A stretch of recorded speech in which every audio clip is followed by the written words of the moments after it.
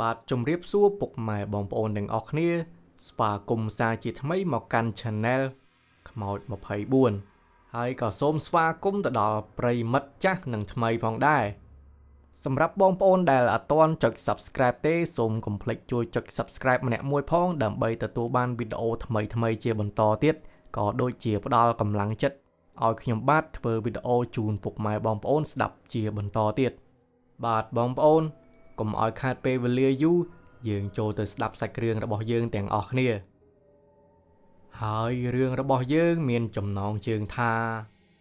ខ្មោចស្រីតាមស្រឡាញ់លោកគ្រូពេទ្យរឿងនេះគឺកើតឡើងនៅក្នុងមន្ទីរពេទ្យមួយកន្លែងដែលយើងសូមមិនបញ្ចេញឈ្មោះនោះទេហើយលោកគ្រូពេទ្យដែលជួបរឿងនោះគឺគាត់ឈ្មោះថាសារ៉ិនហើយយប់ដែលកើតហេតុនោះជាវេនយាមរបស់លោកគ្រូពេទ្យសារ៉ិនពេលនោះលោកគ្រូពេទ្យសារ៉ិនគាត់កំពុងតែដើរត្រួតពិនិត្យតាមបន្ទប់នីមួយៗរបស់អ្នកជំងឺ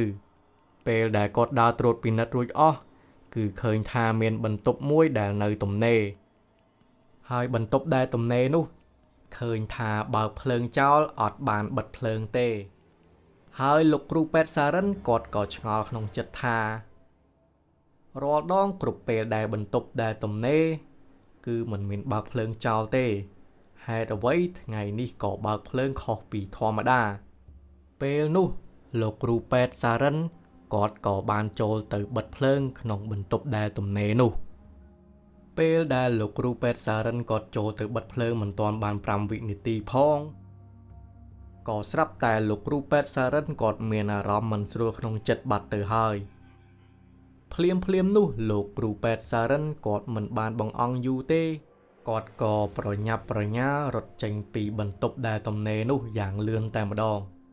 ពេលដែលគាត់រត់ចេញពីបន្ទប់នោះហើយគាត់ក៏ទៅប្រាប់លោកគ្រូពេទ្យណារ៉ាដែលយាមវេនជាមួយនឹងគាត់ដែរបន្ទាប់ពីលោកគ្រូពេទ្យសារ៉ិនប្រាប់លោកគ្រូពេទ្យណារ៉ាហើយពួកគាត់ទាំងពីរក៏ដើរទៅបន្ទប់នោះសារជាថ្មីពេលដែលដើរទៅដល់នោះគឺឃើញថាมันមានបញ្ហាអ្វីនោះទេលោកគ្រូពេទ្យណារ៉ាគាត់ក៏ថាលោកគ្រូពេទ្យសារ៉ិនឯងស្រមើស្រមៃពេកទេដឹងទើបបានជាភ័យឡើងបះសក់បែបនេះហើយខ្ញុំនៅទីនេះរាប់ឆ្នាំហើយមិនដែលមានបញ្ហាអ្វីកើតឡើងនោះទេបន្ទាប់ពីនិយាយរួចរាល់អស់លោកគ្រូពេទ្យណារ៉ាគាត់ក៏ក្រវីក្បាលហើយដើរចេញទៅគ្រាន់តែលោកគ្រូពេទ្យណារ៉ាគាត់ដើរចេញបានតែបន្តិចលោកគ្រូពេទ្យសារ៉ិនគាត់មានអារម្មណ៍ថាដូចជាមិនស្រួលក្នុងខ្លួនបាត់ទៅហើយគាត់ក៏ប្រញាប់ប្រញាល់រត់ទៅតាមលោកគ្រូពេទ្យណារ៉ិនលុះរំលងដល់ម៉ោង1ពាក់កណ្ដាលអាធ្រាត្រមានអ្នកជំងឺម្នាក់គាត់បានចុចកណ្ដឹងដើម្បីហៅលោកគ្រូពេទ្យដើម្បីមកត្រួតពិនិត្យគាត់ភ្លាមនោះលោកគ្រូពេទ្យសារ៉ិនគាត់ក៏ប្រញាប់ប្រញាល់រត់ទៅបន្ទប់អ្នកជំងឺនោះគ្រាន់តែគាត់រត់មិនទាន់បានដល់បន្ទប់របស់អ្នកជំងឺផងគាត់បានឃើញស្រមោលខ្មៅអ្វីមួយយ៉ាងតាមគាត់នៅពីក្រោយពេលនោះលោកគ្រូពេទ្យសារ៉ិនគាត់ក៏បានឈប់ហើយងាកក្រោយមើលតែមិនឃើញអ្វីសោះហើយពេលនោះលោកគ្រូពេទ្យសារ៉ិនគាត់ក៏ដើរទៅមុខបានបន្តិចក៏ស្រាប់តែឃើញនារីម្នាក់ឈរនៅពីមុខគាត់លោកគ្រូពេទ្យសារ៉ិនគាត់មិនបានគិតអ្វីវែងឆ្ងាយទេដោយគាត់គិតក្នុងចិត្តថាគ្រាន់តែជាសាច់ញាតិរបស់អ្នកជំងឺតែប៉ុណ្ណោះហើយក៏គាត់បន្តដំណើរដើម្បីទៅរកបន្ទប់របស់អ្នកជំងឺដែលចុចកណ្ដឹងហៅគាត់បន្ទាប់ពីទៅដល់បន្ទប់របស់អ្នកជំងឺនោះគាត់ក៏បានឆែកសុខភាពនិងឲ្យថ្នាំទៅអ្នកជំងឺបន្ទាប់ពីឆែករួចរាល់អស់គាត់ក៏ត្រឡប់ទៅកន្លែងរបស់គាត់ប្រចាំការវិញបន្ទាប់ពីដើរចេញពីបន្ទប់របស់អ្នកជំងឺបានតែបន្តិចគាត់ក៏បានឃើញនារីដដែលនោះកំពុងតែអង្គុយយំលោកគ្រូពេទ្យសារ៉ិនគាត់មិនបានចាប់អារម្មណ៍ទេគាត់ក៏បន្តដំណើរទៅមុខទៀតក៏ស្រាប់តែនារីម្នាក់នោះស្រែកហៅលោកគ្រូពេទ្យថាលោកគ្រូពេទ្យអើយជួយខ្ញុំផងពេលនោះលោកគ្រូពេទ្យសារ៉ិនគាត់ក៏បានឈប់ដើម្បីនិយាយជាមួយនារីម្នាក់នោះហើយក៏គាត់សួរថាតើអ្នកនាង មានអ្វីឲ្យខ្ញុំជួយបានខ្ញុំនឹងជួយហើយនារីម្នាក់នោះក៏គាត់បានឆ្លើយទៅកាន់លោកគ្រូពេទ្យវិញថាលោកគ្រូពេទ្យអើយខ្ញុំមកទីនេះម្នាក់ឯងខ្ញុំរកមិនឃើញបងប្អូនខ្ញុំសោះហើយបងប្អូនខ្ញុំគាត់ប្រាប់ថាគាត់នៅបន្ទប់លេខ G7 តែមកដល់ហើយរកគាត់ពុំឃើញសោះ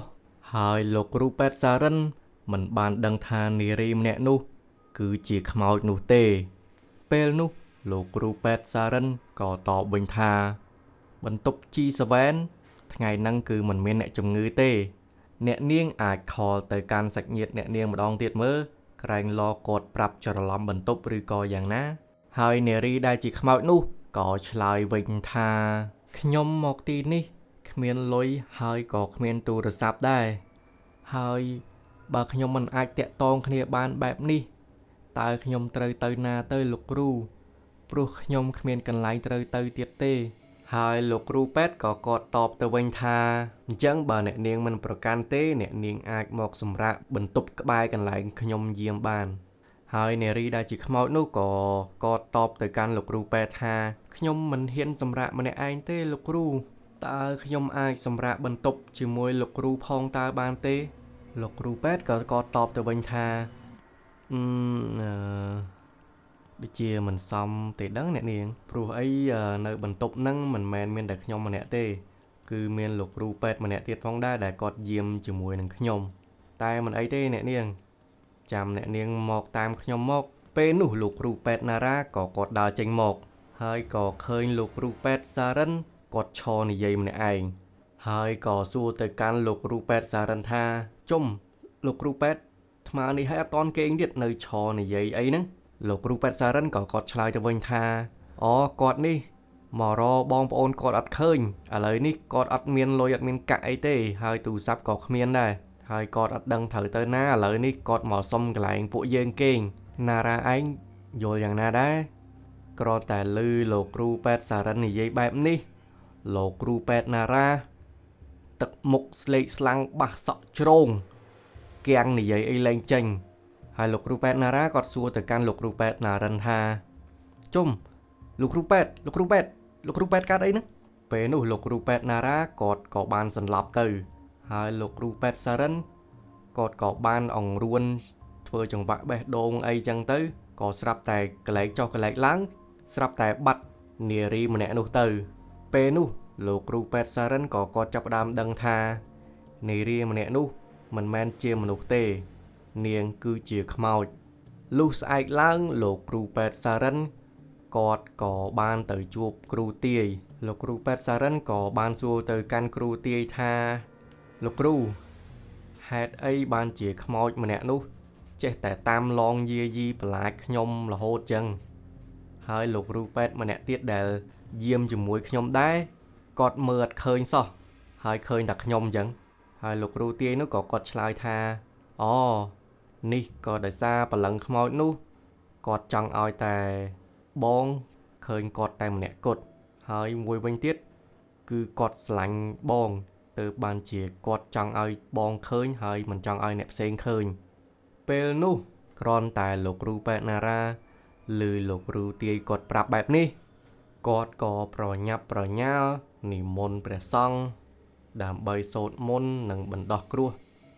ឲ្យខ្លួនឯងក៏ដូចជានៅមន្ទីរពេទ្យផងដែរចាប់តាំងពីពេលនោះមកប្រលឹងខ្មោចស្រីនោះ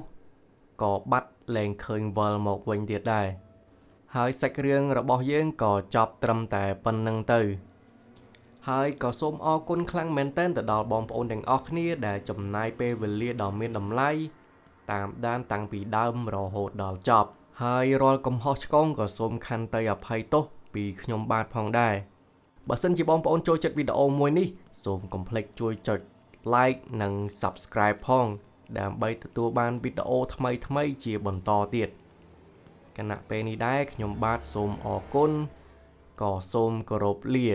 ជួបគ្នានៅវីដេអូជាបន្តទៀតផងដែរ